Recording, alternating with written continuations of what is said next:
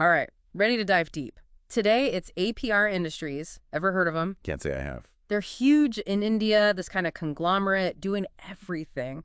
Power lines, the oil in your car, you name it. We got their investor presentation, fresh from October 2024, plus Q2 financials for fiscal year 25. Want to untangle this beast with me, see what they're all about. Absolutely. Multinational giants are always fascinating, especially one with such a global reach. For real, 65 years in the game, founded way back in 58. Yeah. And now they're in over 140 countries, pulled in a massive 16,153 crore last fiscal year. That's almost $2 billion. Yeah, no small potatoes here. So where do they even begin with that kind of scope? What are their main focuses? Well, they're actually the world's #1 for aluminum and alloy conductors. Conductors, like for electricity. Very same. The stuff that keeps our lights on, pretty much.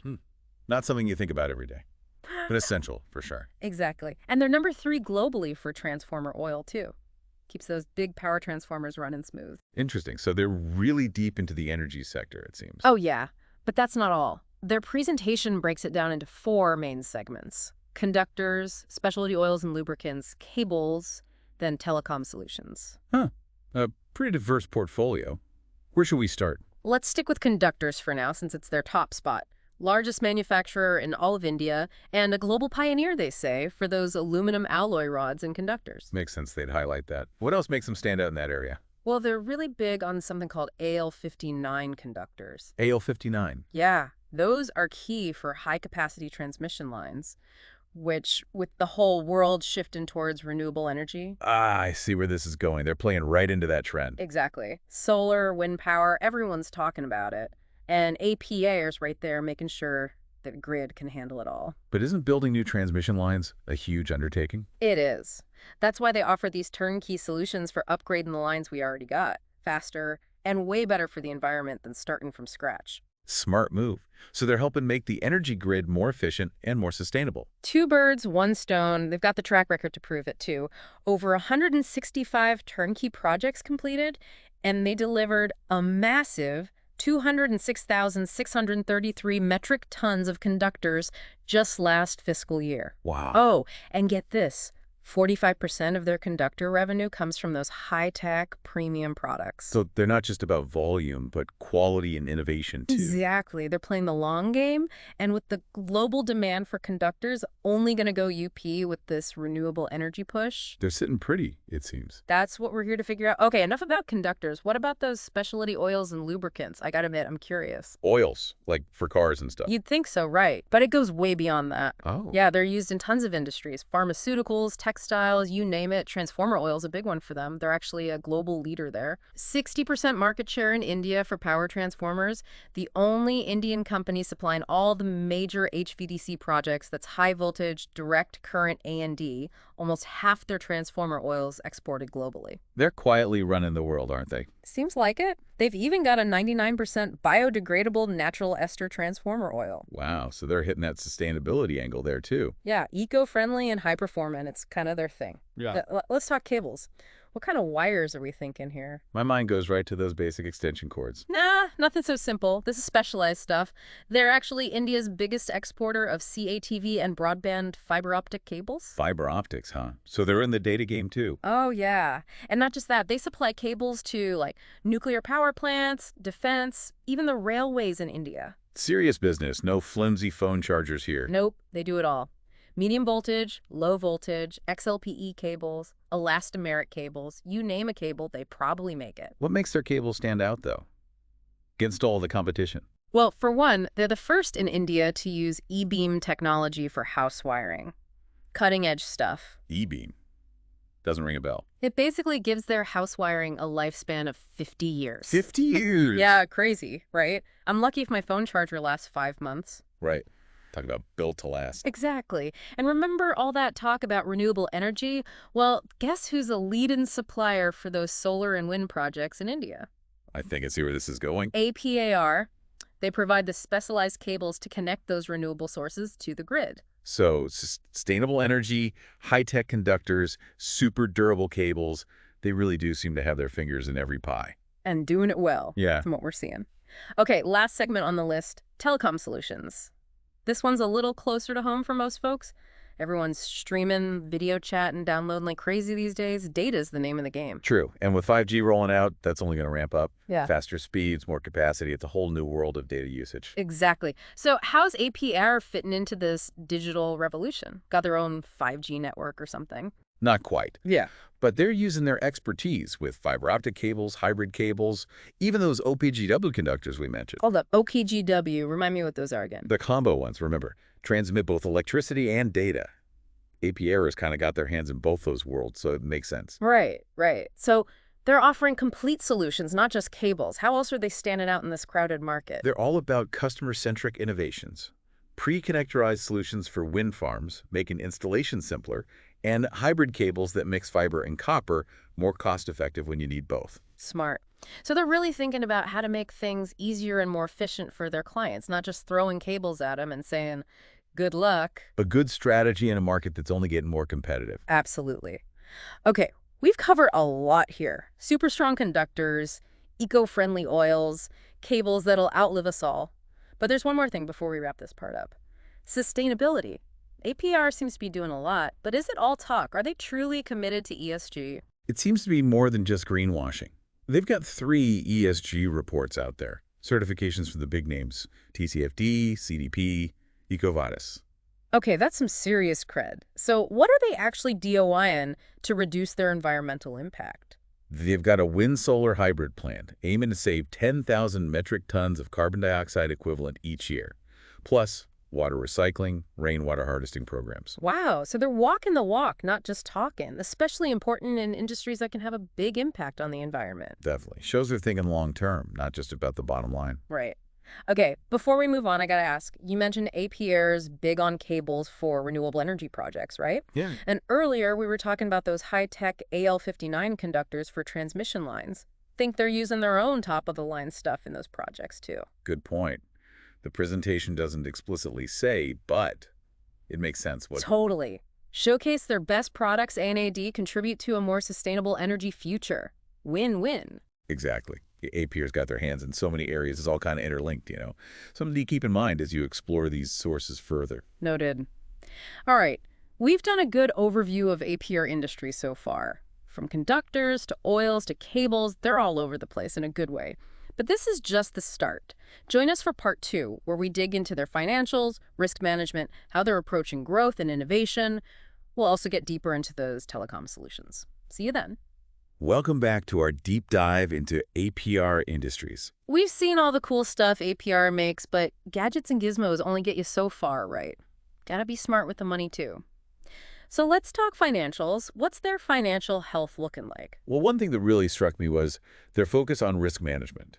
They've got a whole framework set up to handle risks across the entire business, which with operations in over 140 countries. Yeah, it makes sense they'd be thinking about that. What kind of risks are they most worried about? Specifically, they call out customer credit risk, metal hedging risk, then foreign exchange, and interest rate risk. Okay, let's break those down. Customer credit risk. Basically, making sure they don't get burned by clients who don't pay up, right? Especially with those huge infrastructure projects they're involved in. Exactly. They've got a whole process for vetting both their direct customers and the end customers on those projects, setting credit limits, securing credit through different means. So they're not just taking anyone's word for it. Good to know. What about metal hedging? Aluminum, copper, those prices jump around all over the place. And they use a lot of that stuff for their conductors. Right, so they've got specific principles for hedging those metals, using pricing formulas to kind of smooth out the volatility. Yeah. And any gains or losses from the hedging, they pass on to customers fairly. Smart. So they're protecting themselves and their customers from wild price swings. Makes sense. Now, foreign exchange, interest rate risk, that's just part of doing business globally, huh? It is. They use a mix of natural hedges and forward covers for the foreign exchange part. And they're careful about their working capital to keep interest expenses down. Okay, so they're thinking ahead. What about the overall debt situation? How much are they borrowing? As of their last report, their debt-to-equity ratio is a tiny 0.14. Tiny. That's good. Very good. Anything under 1 is generally considered healthy. 0.14 means they're mostly reliant on equity financing, not piles of debt. Solid. Shows they're building things the right way, not on borrowed time. Exactly. And remember how we talked about their focus on premium products? That seems to be a big part of their growth strategy across the board. Right, that whole high quality, high value approach. Can you give some examples of how that plays out in their different divisions? Sure. In conductors, they're moving beyond the basic stuff, investing heavily in high-temperature, low-sag conductors. HTLS, they call them. HTLS sounds fancy. What's so great about those? Well, they're lighter, stronger, more energy efficient, perfect for those long-distance transmission lines. So they're not just transmitting power, they're doing it smarter. What about the specialty oils and lubricants? Any premium play there? Definitely. They've got that best-in-class, biodegradable, natural ester transformer oil we talked about. Right, the eco-friendly one. So they're hitting both performance and sustainability. Exactly. And in cables, their use of e-beam technology for house wiring in India. That's a premium play right there. 50-year lifespan, yeah, that's hard to beat. And they're a major supplier of specialized cables for renewable energy projects, too. Solar, wind farms. There's that sustainability thread again. Okay, but all this cool stuff's got to be making them money, right? Oh, yeah, their financials are strong. Consistent revenue growth, solid profitability. Their 5-year CAGR is 15.2%, and the return on equity is a whopping 18.96%. Wow, all right. That's impressive. Anything else stand out to you? Well, their net fixed asset turnover ratio is 1.2, which is good. Shows they're using their assets efficiently to generate revenue, not just letting factories and equipment sit idle. Makes sense. And that high return on equity, what does that mean for investors specifically? Basically, it shows they're really good at using shareholder capital to turn a profit. 18.96% is way above average. So they're making money, managing risks well, committed to innovation. Sounds like they're ticking all the boxes. They are. Now let's dive a bit deeper into those telecom solutions. We touched on it earlier, but it's a huge growth area, especially The whole world going digital, yeah. Everyone's glued to their screens. Yeah. And 5G is just going to make that worse, or, more intense. Exactly. Their investor presentation points out that video consumption is now over 60% of all internet traffic, and mobile data usage is going to explode even more in the coming years. Crazy to think about. So where does APR fit into all this? They just supplying cables or something more? It's more than just cables. They're using their expertise with fiber optics, hybrid cables, those OBGW conductors, Yeah. to offer these end-to-end solutions for the telecom industry. Right, the two-in-one cables. Smart. Mm. But everyone's got to be doing that, right? What makes APR stand out? Their focus is on making things easy for customers. Those pre-connectorized solutions for wind farms, for example. And the hybrid cables, mixing fiber and copper. It's all about finding the most cost-effective, practical solution for each situation. So they're really partnering with their clients, not just selling them stuff. Exactly. And even here, their sustainability focus shines through. Solutions that help expand renewable energy, make 5G networks more efficient. Always tying it back to a greener future. Okay, shifting gears a bit, we've talked about their products, their financials, but who's actually driving this success? What's the leadership team like? Well, the presentation highlights a strong team, good mix of experience and fresh blood. And something interesting, none of the senior leaders are related to any of the directors. Huh, really? So no family business favoritism going on? Seems that way. It's all about bringing in the best people, period. I like that. What about their shareholders? Who owns API? As of September 2024, the promoter group holds a 57.8% stake. That's the founders and their families, basically. Okay, so they're still heavily invested. What about big institutions? Are they buying into APR's vision? Oh, yeah. Foreign institutional investors own 11%, and domestic institutions own 20.4%. Some of the biggest mutual fund companies in India are in the mix. Axis Mutual Fund, HDFC, Nippon Life. Big names. So they're attracting some serious investors. It sounds like everyone's betting on APR's continued success. And with their financials, their innovation, their commitment to sustainability, it's a safe bet, I'd say. Definitely a company to watch. All right, before we get too carried away singing their praises, let's go back to something you mentioned earlier about APR potentially disrupting certain industries in the next 5-10 years. Got any specific areas where you see them making a splash? Well, one that jumps out is electric vehicles, EVs. Ah, yeah. Everyone's talking about electric cars these days. Trucks, even planes eventually. Right, and APR is already involved there, supplying specialized cables and harnesses for charging infrastructure. They're even working on projects for electric buses. So they're not starting from scratch. They're already in the game. What else? Any other industries ripe for disruption by APR? Smart grids are another big one. As power grids get more, intelligent, interconnected, the demand for advanced conductors, cables, sensors, all that's going to skyrocket. And guess who's leading the pack in those areas? APR. They're already doing transmission line upgrades, grid modernization, integration of renewable They're energy. right there on the cutting edge, preparing for the future. Exactly. Okay, any other predictions? Where else might APR shake things up? One more. The Internet of Things. IoT, as they call it. Ah, the IoT. Everything connected, talking to each other, our fridges, ordering groceries before we even know we're out. Right. It can be a bit much, but it's definitely happening. And APR is in a perfect position to provide the connections that'll make it all work. All those fiber optic cables, hybrid cables, LAN cables, Yeah, they're going to be crucial for building the infrastructure behind the IoT. absolutely.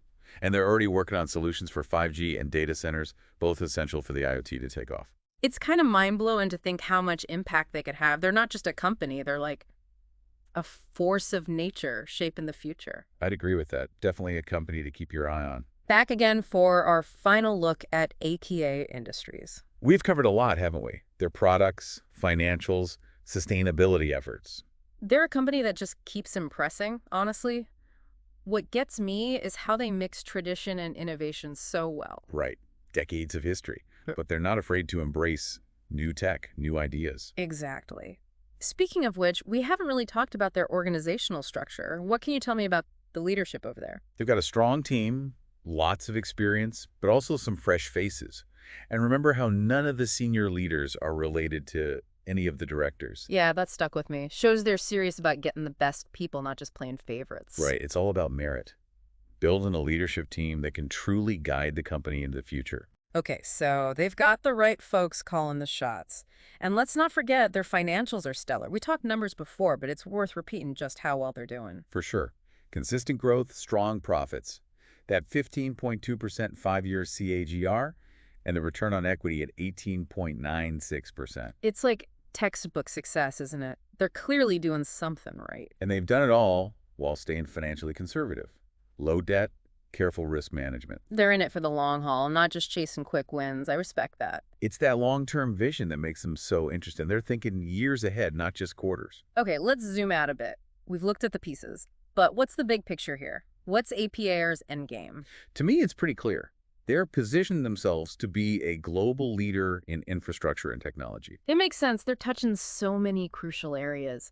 Renewable energy, the digital revolution, even electric vehicles. And they're not just along for the ride, they're helping shape those trends. Exactly. And with their focus on innovation, on really understanding their customers' needs, They're going to stay ahead of the curve. They're not just adaptive to change, they're leading the change. it's genuinely exciting to think about what they'll achieve. They're not afraid to dream big and then actually go for it. It's been great exploring their world with you. They're a truly unique company with a bright future, I'd say. Couldn't agree more.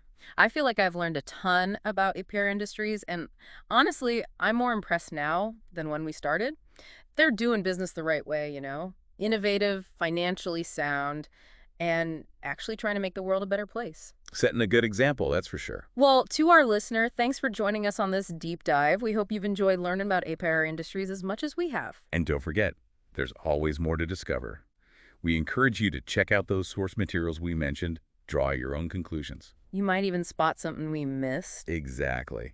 And if you do, let us know. Find us on social media, drop us a line on the website. We'd love to hear from you. Until next time, keep learning, keep exploring, and keep diving deep into the world around us. Happy learning.